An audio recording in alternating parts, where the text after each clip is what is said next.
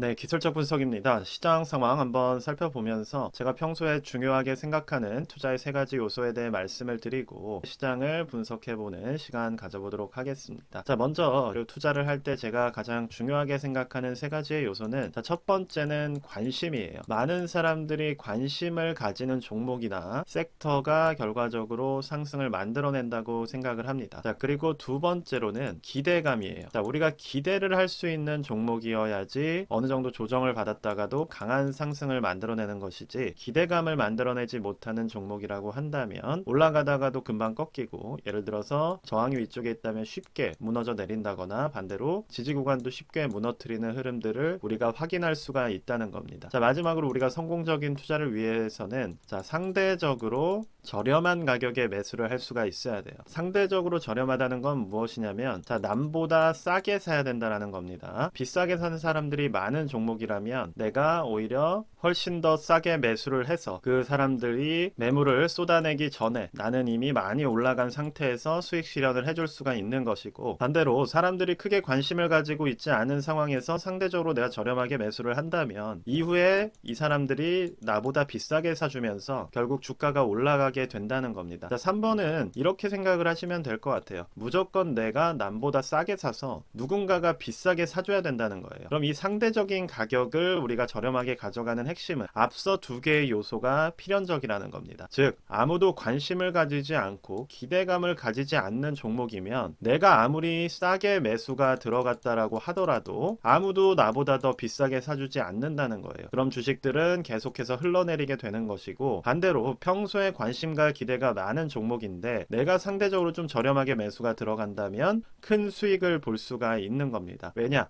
조금만 관심과 기대를 자극해주는 호재가 등장을 하게 된다면 그때는 내가 상대적으로 저렴하게 샀기 때문에 이 사람들이 더 나보다 비싸게 사주면서 주가가 금방 올라갈 수가 있다는 거예요. 이 세 가지의 요소를 이해하시는 게 중요합니다. 그럼 이 세 가지 요소에 기반해서 전체적인 지수에 대해서 좀 살펴보자면, 지금 같은 경우 나스닥은 상대적으로는 비싼 위치라고 볼 수가 있을 것 같아요. 왜냐하면 나보다 싸게 산 사람들이 훨씬 많기 때문에 지금 이 구간을 매수 타이밍으로 잡게 되면 나는 상대적으로 비싼 구간에 들어가게 되는 겁니다. 자, 그렇다면 앞서 어떤 걸 말씀드렸죠? 바로 관심과 기대감이라는 말씀을 강조를 드렸어요. 그러면 관심과 기대감의 측면에서 보았을 때 지금의 나스닥은 어떠한 종목이냐? 바로 미국 주식을 우리가 하는 이유가 바로 1, 2번을 만족하기 때문이에요. 자, 1번, 2번 조건을 미국이라는 시장이 만족하고 있다는 겁니다. 전 세계의 모든 사람들이 관심을 많이 가지고 있는 섹터이고 미국은 올라갈 거라는 기대감을 동시에 가지고 있기 때문에 미국 주식은 어느 순간 조정이 오더라도 빠르게 회복을 한다는 거예요. 그래서 미국 주식에 우리가 투자를 하는 겁니다. 즉, 관심과 기대감이 항상 충족을 되는 전체적인 지수 섹터이기 때문에 우리는 1, 2번을 만족한 상태에서 3번만을 고려하면 된다는 거예요. 이건 어떤 거예요? 내가 상대적으로 싸게 매수를 하는 것만 신경을 쓰면 된다는 겁니다. 여기에서 기술적 분석이 필요해지는 것이고, 그러한 이유로 제가 여러분들께 지수를 기술적으로 분석하고 있는 거예요. 자, 여기에 더해서 그럼 우리가 지수들을 보았을 때 지금은 상대적으로 저렴하다고 보기는 어렵겠구나, 이렇게 판단을 해주시면 되는 겁니다. 그러면 반도체 섹터 같은 경우는 저는 매수 이야기를 드렸었어요. 왜냐하면 다른 종목들에 비해서 저렴한 구간에 존재를 했었고 관심과 기대감의 측면에서도 반도체라는 섹터는 나쁘지 않은 1, 2번을 만족하는 섹터였기 때문에 저 같은 경우에 매수를 할 수 있다고 말씀을 드렸습니다. 그런데 이제 최근에 조정을 받고 조금 흐름이 나오는 이유를 살펴본다면 좀 더 긴 시계열로 보았을 때 제가 매수 추천을 드리던 이 구간, 주봉 기준으로 보는 5일선과 20주선의 매물대 자체가 여기에 상당히 밀집돼 있었다는 거예요. 그러니까 최근에 들어왔던 사람들이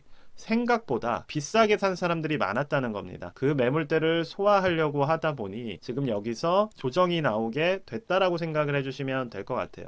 오히려 다른 종목들은 이미 이 저항 자체를 빠르게 넘어섰기 때문에, 그쵸? 보시는 것처럼 상승을 만들어갈 수가 있었지만 반도체 섹터 같은 경우는 생각보다 골이 더 깊었고 위쪽에서 매수가 들어간 사람들이 많았었기 때문에 거래량 자체를 소화하는데 에너지가 더 많이 필요했다는 겁니다. 그럼 지금 같은 경우도 아직은 주봉의 대량 매물대를 완전하게 회복한 것은 아니어서 이러한 의미에서 반도체 같은 경우는 여전히 불안 요소가 존재를 했던 거예요. 저 같은 경우는 이 부분을 완벽하게 예측하지 못했고 여러분들께 설명드리지 못했기 때문에 반도체가 많이 올라갈 거라고 말씀을 드리면서도 최근에 좀 무너지는 흐름이 나왔다고 생각을 합니다. 그런 부분에서 제가 책임감을 느끼기 때문에 정말로 중요한 이 세 가지의 원칙을 여러분들께 말씀을 드리는 거예요. 제가 평소에 시장을 보고 돈을 벌 수 있게 만들어주는 가장 기본적인 원칙이기 때문에 이러한 부분에 입각해서 여러분들이 가지고 있는 종목들을 살펴볼 필요가 있는 겁니다. 이 세 가지가 가장 중요한 것이 바로 개별 종목과 섹터인 거예요. 그럼 이 세 가지에 입각해서 우리가 대표적인 주식들을 좀 살펴본다면 예를 들어서 우리나라의 시장을 한번 살펴볼게요. 코스피나 코스닥은 왜 계속 떨어지는가? 앞서 말씀드린 세 가지 요소가 가장 크다고 볼 수가 있습니다. 바로 관심. 먼저 관심 측면에서 우리나라는 관심을 많이 받는 시장인가 라고 생각해 볼 필요가 있어요. 관심을 그렇게 많이 받는 시장은 아닌 겁니다. 예를 들어서 지금 같은 경우는 인도라던가 브라질이라던가 이러한 신흥국 시장이 관심을 받고 있는 것이지 사실 대한민국이라는 나라는 관심도 측면에서는 조금은 밀려있다라고 생각이 돼요. 그리고 두 번째로 기대감을 가지고 있는가. 전체 대한민국이라는 나라를 보았을 때는 항상 전쟁이라는 리스크가 존재를 하고 그리고 인구가 줄고 있고 산업이 축소되고 있다라는 불안감이 오히려 더 커지는 시장이라고 볼 수가 있습니다. 그러한 상황에 따라서 조정이 나오고 있는 것이고 그럼 세 번째로 우리가 기대할 만한 부분은 상대적으로 저렴한 가격인가를 보면 되는 거예요. 그럼 우리나라 시장 같은 경우는 전체적인 지수는 모르겠지만 상대적으로 저평가를 받고 있는 섹터는 존재를 하는 겁니다. 자, 그럼 여기에 더해서 한 번 더 말씀을 드려볼게요. 국내 시장이 그래도 가지고 있는 장점은 앞서 말씀드린 세 가지 요소를 충족시키는 섹터들이 있다는 거예요.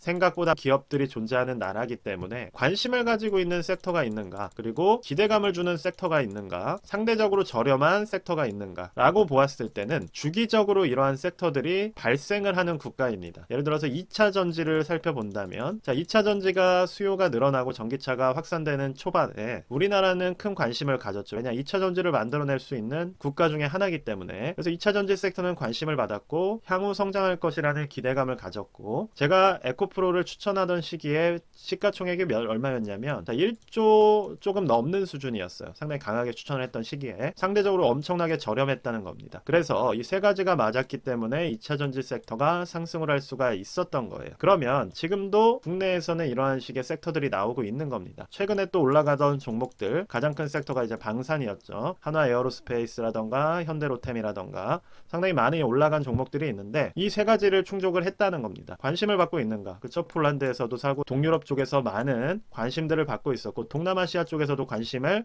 가지고 있었잖아요. 그쵸? 그리고 두 번째, 기대감이 있는가? 향후에 더 많이 팔 수 있다는 기대감이 당연히 존재를 했습니다. 지금도 존재를 하고 있는 상황이고 상대적으로 저렴했는가? 자, 2년 전 그리고 2023년 초만 하더라도 방산주들이 상당히 저렴한 시가총액 같은 경우도 대부분 1조 초반대 규모에서 머무르고 있던 그러한 상황이었기 때문에 이 섹터들이 많이 올라가는 흐름이 나왔던 거예요. 전체적으로 국내 그리고 미국 시장도 동일하게 움직이는 겁니다. 엔비디아라는 종목은 왜 이렇게 많이 올라왔는가? 기본적으로 관심을 많이 받던 종목입니다. 이게 상당히 중요하다라는 거예요. 그럼 관심은 무엇으로 볼 수 있느냐? 거래량으로 살펴보면 알 수 있겠죠. 기본적으로 항상 거래량이 많이 존재를 하고 많은 사람들이 관심을 가지고 있는 종목이라는 거예요. 이러한 대표적인 종목들이 M7이라고 불리는 종목이 될 수가 있는 것이고 그 종목들이 상승을 만들어냈던 겁니다. 엔비디아는 항상 관심을 받고 있는 종목이었고 그리고 많은 사람들이 기대감을 가지게 했고 왜냐? AI가 성장하고 있었기 때문에 마지막으로 상대적으로 저렴한 가격에 매수가 들어갔다면 큰 돈을 벌 수가 있었다는 겁니다. 그럼 엔비디아의 지금의 리스크는 무엇이겠어요? 바로 상대적으로 저렴한 가격이 아닐 가능성이 높다는 거예요. 이미 너무 높은 위치에 왔기 때문에 우리가 버는 돈에 비해서 상대적으로 보았을 때 저렴한 포인트에 있는가? 그 부분에 있어서는 의문이 생길 만한 위치까지 도달을 했다는 겁니다. 자, 그러면 테슬라가 왜 폭등을 했는가? 그리고 제가 테슬라를 장기적으로 보라고 말씀드렸던 이유는 이 부분도 이 세 가지를 말씀드리면 해소가 될 수 있다라고 생각이 됩니다. 테슬라 같은 경우는 저는 계속해서 꺾이는 부분에서 모아가라는 말씀을 드려왔어요. 그때 할 수도 있겠지만 테슬라라는 종목만큼은 장기적으로 지켜봐도 좋다라는 말씀을 드렸습니다. 그렇게 말씀드렸던 이유는 무엇이냐면 첫 번째로 관심이에요.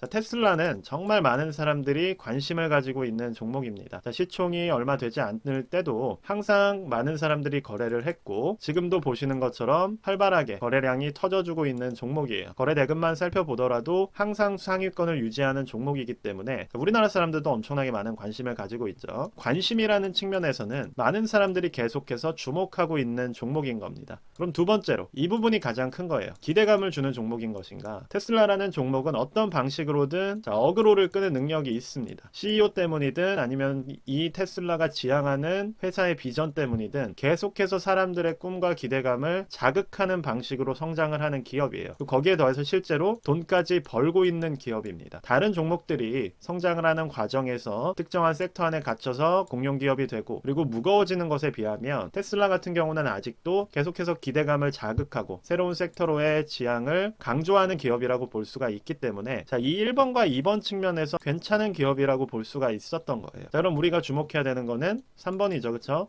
상대적으로 저렴한가 라고 보았을 때도 이전의 고점이나 선제적으로 PER을 반영하면서 올라갔던 구간들에 비해서 지금 구간이 그렇게 비싸다고 볼 수는 없는 겁니다. 그럼 주봉 기준으로나 일봉 기준으로 우리가 보았을 때 상대적인 가격대로 본다면 지금 대다수의 사람들이 이 구간에 잡혀있기 때문에 우리가 누군가보다 과도하게 비싸게 산다고도 볼 수가 없고 오히려 신경 써야 되는 부분은 조금 저렴하게 사는 부분만 신경을 쓴다면 1번과 2번의 조건을 충족하는 기업이기 때문에 언제든 터져 올라갈 수가 있었다는 겁니다. 그런 부분들이 있어서 저 같은 경우는 테슬라 같은 경우에는 좀 저렴해졌다. 그리고 주요된 이평선에 접근을 했다 싶으면 매수가 들어가고 장기적인 조정파동의 하방 관점에서 모아가시기에 좋은 종목이라고 강조를 드렸던 것이고 자, 이번 테슬라의 상승 같은 경우에도 결국에는 항상 관심을 끌고 있는 종목이고 거래량이 항상 터지고 있는 종목이고 두 번째로 기대감을 만들어주는 지금 같은 경우는 대선도 하나의 기대감으로 잡혀 있는 것이죠. 그러니까 이게 테슬라라는 기업이 가지는 신기한 점이 이런 겁니다. 어떠한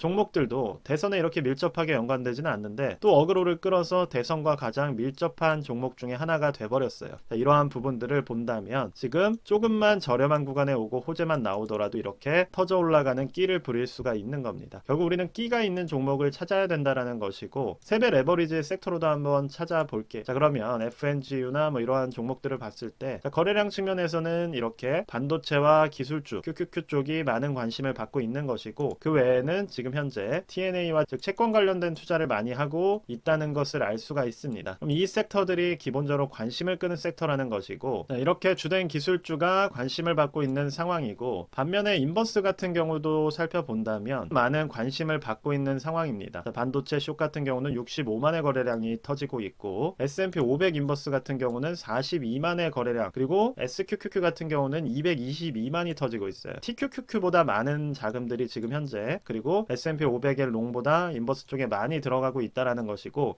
이 말은 오히려 떨어지는 쪽에도 지금 관심과 기대감이 몰리고 있다는 겁니다. 시장은 이렇게 두 가지에 집중을 해야 되는 거예요. 그러면 상대적으로 어느 쪽이 저렴한가가 이제 결국 결정을 하게 되겠죠. 이러한 이유 때문에 지금의 시장은 지지부진한 모습을 보일 수밖에 없는 거예요. 왜냐? 하방에 대한 기대감이 이렇게 크고 관심도가 높기 때문에 조금만 악재가 생겨도 이 부분을 확 밀어 올리려는 세력들이 많이 존재를 하고 있다라고 볼 수가 있는 겁니다. 이렇게 세 가지의 우리가 시장을 바라볼 수 있는 포인트를 기억하셔야 되는 것이고 여기에 입각해서 내가 가지고 있는 종목과 섹터들을 발굴하실 수가 있어야 되는 거예요. 저는 멤버십을 통해서 이러한 세 가지에 입각해서 정말로 올라갈 만한 종목이나 섹터들을 공개를 하려고 노력을 하고 있는 것이고 자, 최근에는 원전 섹터를 상당히 강조를 했었습니다. 결과적으로 SMR이나 OLKO 같은 이러한 종목들은 단기간에 2배 넘게 올라가는 흐름을 가져갔어요. 결국 어디에 관심과 기대감이 쏠리게 되고 자, 이 종목들은 소형 원자로 아직 만들어지지도 않은 섹터입니다. 그런데 워낙 기대감이란 요소가 강했고 상대적으로 저렴했기 때문에 강한 상승이 나왔다고 볼 수가 있는 거예요. 자, 이러한 부분들을 우리가 기억을 해준다면 충분히 앞으로 투자를 하시는 데 있어서 내가 옳은 투자를 하고 있는지 점검할 수 있는 힘이 생긴다는 겁니다. 자, SOXX라던가 S&P 500 나스닥